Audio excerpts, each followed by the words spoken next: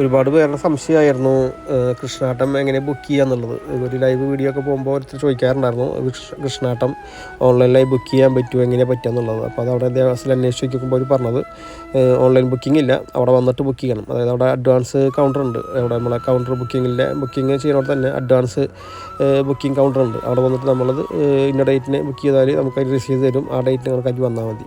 നമുക്ക് ഏത് കഥകൾ ഇതാണ് നമുക്ക് ചിലർക്ക് വിദ്യാഭ്യാസം, ചിലർ കല്യാണം, അങ്ങനെ തൊഴിൽപരമായിട്ട് അങ്ങനെ ഓരോന്നിനും ഓരോ ഇതുണ്ട്. അത് ആ നോട്ടീസിൽ ഞാൻ മേലെ കണ്ടിട്ടില്ല, ആ വീഡിയോയിലുള്ളതാണ്.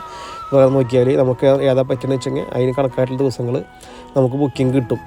അപ്പോൾ അത് പ്രകാരം വലിയ 3000 രൂപയുടെ ചാർജ് വന്നിട്ട് നമുക്കത് ചെയ്യാവുന്നതാണ്. ബുക്ക് ചെയ്തിട്ട് അവർ പറഞ്ഞ ദിവസം അത് രാത്രി 10 മണിക്ക് ശേഷം ഉണ്ടാവുക.